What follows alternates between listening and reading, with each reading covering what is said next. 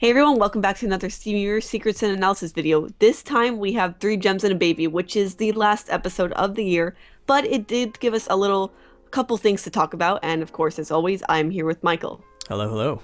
So this was a flashback episode, and it flashbacked, unlike other episodes, it flashbacked to when Steven was just a baby. He was only a few months old, and it was his first winter.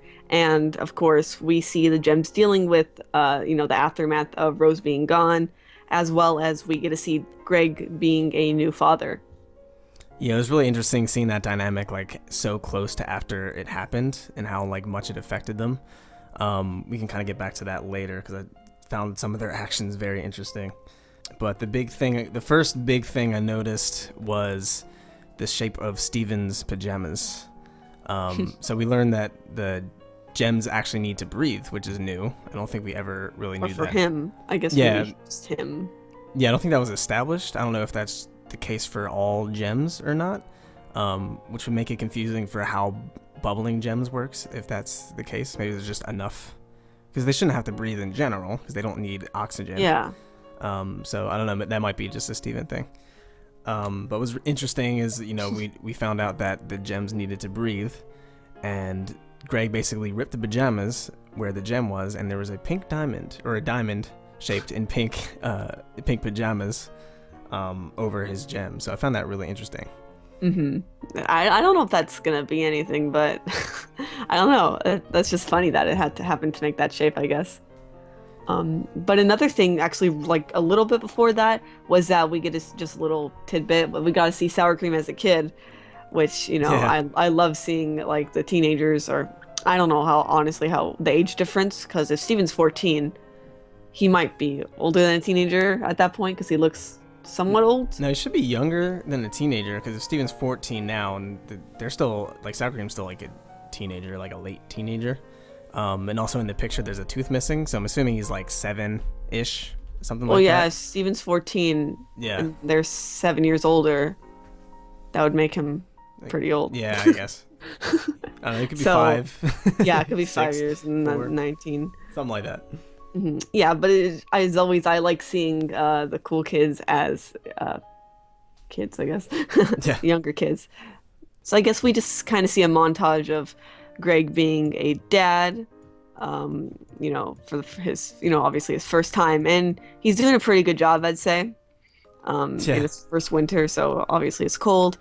And he's staying at Vidalia's house because she is away for a while to visit a cousin, I believe. And then the gems come and bring some gifts. And of course, their gifts, they don't really understand what Steven is Yeah. at this point. So they don't understand pretty much what a baby is. And they don't understand that he doesn't use any of this, he's not going to use any of the stuff that they give him for a long time. Well, Garnet technically nailed it with her future vision. That's true. But it's weird that she didn't just foresee to that near future and see that the gifts were not a good idea. But I found it very interesting that even Garnet kind of acted sort of irrationally because they're just so confused as to what Steven was. As I'm sure you're going to mention in a second, how they just took the van and took Steven, including Garnet. And Garnet was like totally 100% on board with that idea, which is very surprising because that's not quite in her character, but it made sense in the context of she still did not quite understand Steven, even though she had more of a grasp than everyone else. Yeah, I think I'll bring up more about that when they get into the van because that's when she like mentions she talks a lot about things, but like looking at Pearl's expression at first or just seeing how she acts, like you can totally tell she's not entirely happy at this point. That comes later in the episodes when she finally, realizes that this is somebody new. I should, protect him, I guess.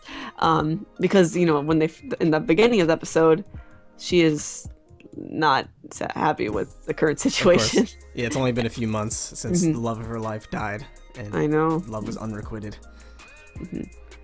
So the next big thing that happens is that Steven's gem glows, and everyone's like, "What the heck is this? Rose trying to communicate with us or something?"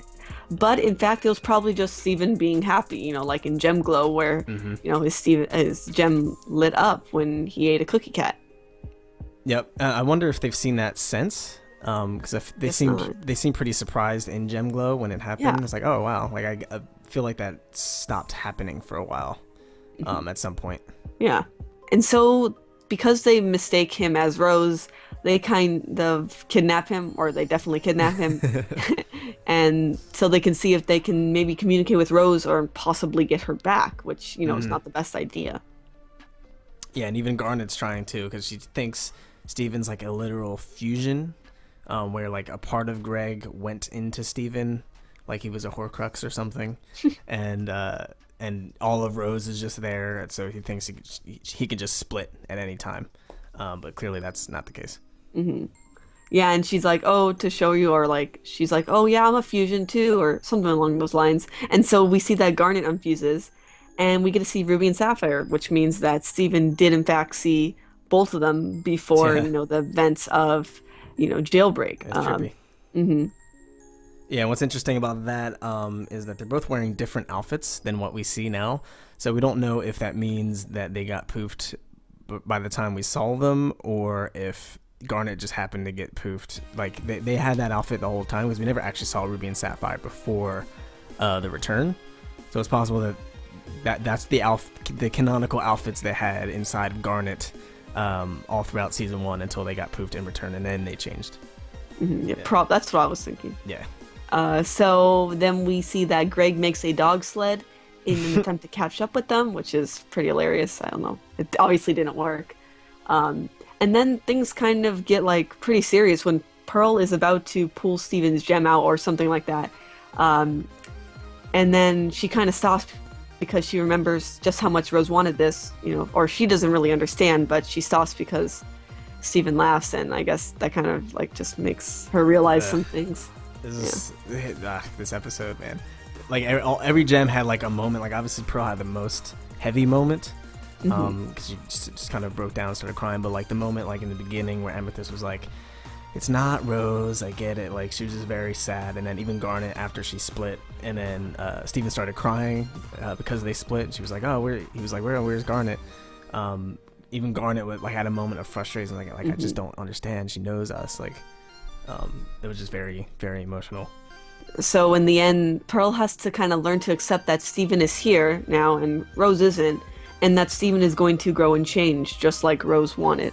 Yeah, and another little Easter egg, kind of going off away from that for a second, more lighthearted Easter egg. It looked like the kids that were by the dog in the sled were Ronaldo and maybe like Kiki, I think, because it kind of looked like a young Ronaldo.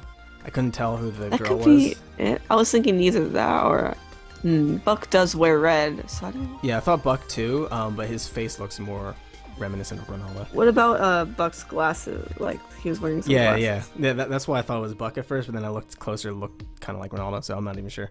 It's up for debate. Yeah, well, that's cool. Awesome.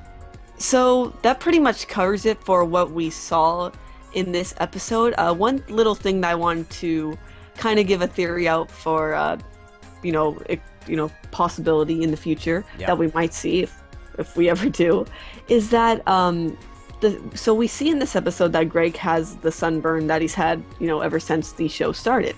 But if you notice in line 3 straight to video, a few months, who knows, maybe a month or so before Steven was born in the VHS tape, he didn't have that sunburn. And so in this episode he does, which is only a few months after, so we're talking only a few months difference. Yeah. So either Greg got this, very bad sunburn. Permanent sunburn. Yeah, a very bad sunburn within a couple months. He was so Steven was born in August, September, October, I don't know, not that many months of sun. Yeah, because this place definitely gets winter.